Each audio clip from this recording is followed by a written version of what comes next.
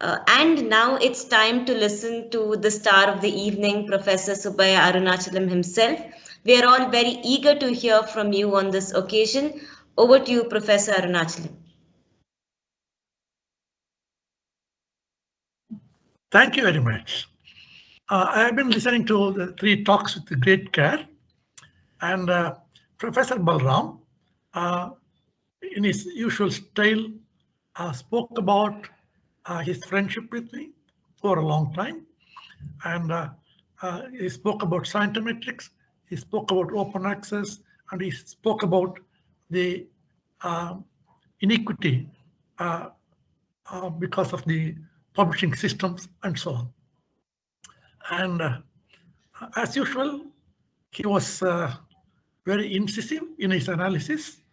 He gave a lot of data, and he presented a number of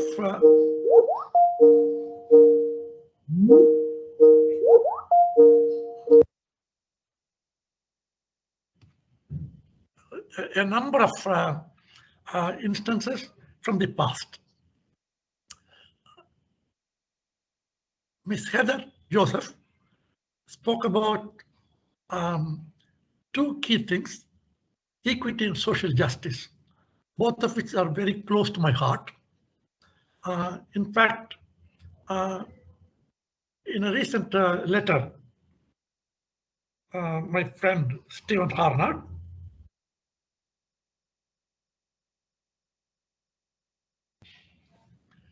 spoke about these things.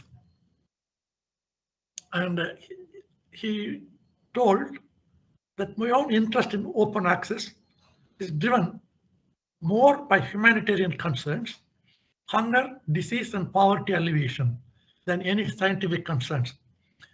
These three things I owe to Professor Swaminathan, my association with him for 12 years as a volunteer in his foundation in Chennai, where I worked closely with him and with the more so with the communities in Pondicherry and other places.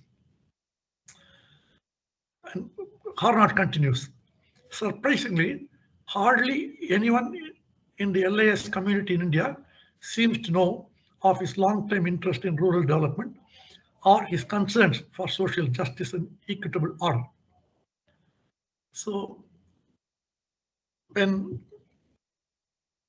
Heather Joseph said equity and social justice, it resonated with me very, very well. And my longtime friend, Leslie Chan, actually, although he comes from Canada, he is like us all. He's one of those third worlders living in Canada. And he also works in a department where they do a lot of development, social justice, humanities, that kind of work. And I have published 3 or 4 papers with him, along with a lady called Barbara Kishlap, who has also visited India several times. One good thing is, like Leslie told, I seem to know a lot of people, and I seem to know them so well that whenever I call them, they're willing to come. And we had a fantastic meeting in Bangalore at the faculty hall of the Institute of Science, where apart from many people from India, we had 15 or 16 overseas participants, including 5 from China. The idea was to spread open access, the message of open access, in Latin America, India, and China, with the hope that if we spread this idea in these 3 regions, in Latin America, mainly we concentrated on Brazil. We thought the idea will pick up elsewhere as well. So we invited 5 people from China. We invited Abel Packer from Brazil and a few others from Latin America, and a number of people from India. And we also had experts from around the world, including Alma Swan and Barbara Kitsap and several others. That meeting was a roaring success. We came up with what was called the Bangalore Declaration. And the declaration was largely drafted by Alma Swan and Barbara Kitsap. Later on, we also invited Barbara Kitsap and Leslie Chan several times to India, and also another person called Leslie Carr from Southampton, a close associate of Stephen Harnard. And they came here to conduct a workshop. I remember they were put up in a hotel some 3 or 4 kilometers from my foundation. And during an evening, Leslie Carr found there was a bug in the program. We virtually sat through the night to sort it out and came fresh in the morning to conduct the program so well. I was very happy at that time because we had invited so many people, including D.K. Sahu, about whom Leslie Chan mentioned. And Chan was another great friend of mine. And there was a conference somewhere in the Netherlands. I do not remember. It's a small town in the Netherlands, not Amsterdam or Leiden or some big city, but a small town. So I was invited, and then I told the organizers I would like to bring a friend, and then the organizers were ready to finance this travel as well. And we went together, and Sahu presented his material there, and everybody appreciated his work. On another occasion, in Europe again, this time it was Amsterdam, I was invited for a conference, and I wanted Madan, who was working closely with me at that time, to go with me. But we didn't want to ask the organizers for money. So I asked another foundation with whom I was working, namely the Center for Internet and Society, would they be able to support Madan's travel and hotel expenses? They agreed. So I took Madan along with me.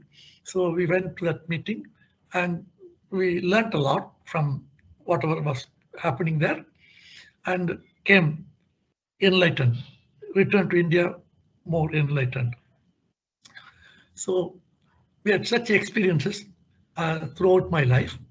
And as Leslie pointed out, and as Abhi tells me all the time, that I seem to know a lot of people. And in fact, he used to ask me, how did it happen? How did it happen? How did you come to know all these people? And I don't know. I just know them. That's it. So, and whenever I went to places, so I used to make it a point not to go for sightseeing or shopping, but to meet people. So once I was in Washington, D.C. Actually, I had gone to speak at the memorial meeting for Dr. Garfield in Philadelphia, but I went some 20 days in advance. I stayed with a relative in Washington, D.C., and then not Washington, D.C. proper, but close to Washington, D.C. in a suburb. So one day I found out the way to go by the metro to Washington, D.C., to the DuPont Circle, and located the office of Heather Joseph, and went there to meet her. She was not there on the day. Nick was there. The next day I went and she was there, and I had lunch with her, and that was the first time I met her. Instantly we became good friends, and this happened with so many people. And to tell you about my foray into open access, I came to know about open access from Stephen Harnard, like one of those. I have not met him before. I have not read any of his articles at that time, but I saw a mention of his a famous iconic paper on scholarly skywriting in one of Garfield's editorials. Although the original article of Garfield Hornard was written several years before that. Then I knew about Hornard, and I met him in Brazil in some other meeting. So by that, I had invited him and my other friend, Alan Gilchrist, editor of Journal of Information Science, to come to India. And Harnad was a little cut up with me. So he had been writing to me about a meeting, but when is the meeting happening? No information about the meeting. I said, no, I don't have the money. I have invited you, but I have not yet gathered the funds for inviting you. So please wait. Things in India happened rather slowly. So, okay, he was a little annoyed with me at that time. But then when he landed in India, he knew that everything here is fine. And I took Alan Gilchrist and Stephen Harnard on a trip to Mysore. At that time, there was some strike going on in Mysore. We had to abandon the trip halfway and we had to return. Actually, we were using a car provided to us by Satya, who owns a company called Informatics India, and he was kind enough to lend his car. And we went there. So several people came to India in the area of information, in the area of scientometrics, in the area of open access, and so on. And I'm happy that I was instrumental in bringing them all here and sharing the benefit with others. But a number of people in India, especially among the librarians and information professionals, know me as someone dabbling in scientometrics or open access. But the most important thing, in my own opinion, that I have done is neither of these two things. Is what Leslie pointed out and what Heather mentioned, namely equity, social justice, rural development, and so on. So, in fact, my friend Madan often points out, how come you're writing about social justice? And Balaram pointed about my quoting Chairman Mao. Especially in India at that time, quoting Chairman Mao would be anathema. So somehow I was interested in those things, and I was not worried about consequences. So I was a free man. So luckily, the family into which I was born gave me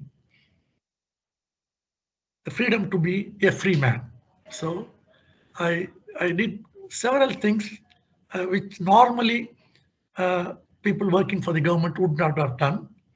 I did those things at that time. So I should say my life has been fully satisfying to me, and I can look back with some pride that I have lived a decent life, although I might not have achieved much.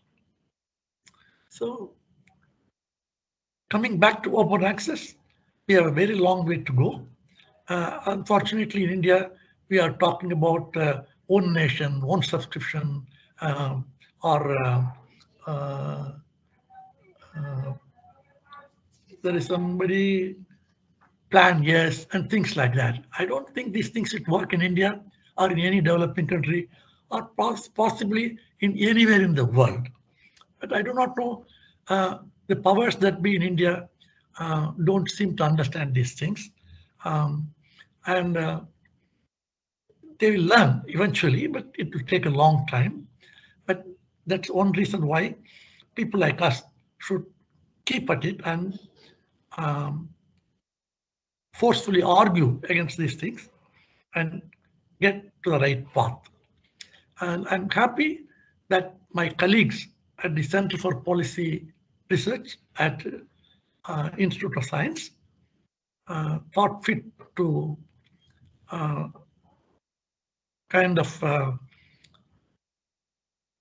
celebrate this year's Open Access Week along with kind of giving me a tribute on my 80th birthday. I must thank Abhi and the rest of my colleagues for that. And I must also thank the Institute of Science for letting us have that center, first of all, in their premises, in their institution. So, and I thank Heather and Leslie for coming all the way for this talk. And of course, my old friend Balaram for taking off time to speak on this occasion, and all of you who attended this online meeting. Thank you all. Thank you, Professor Arunachalam and the eminent panel for the insightful discourse today.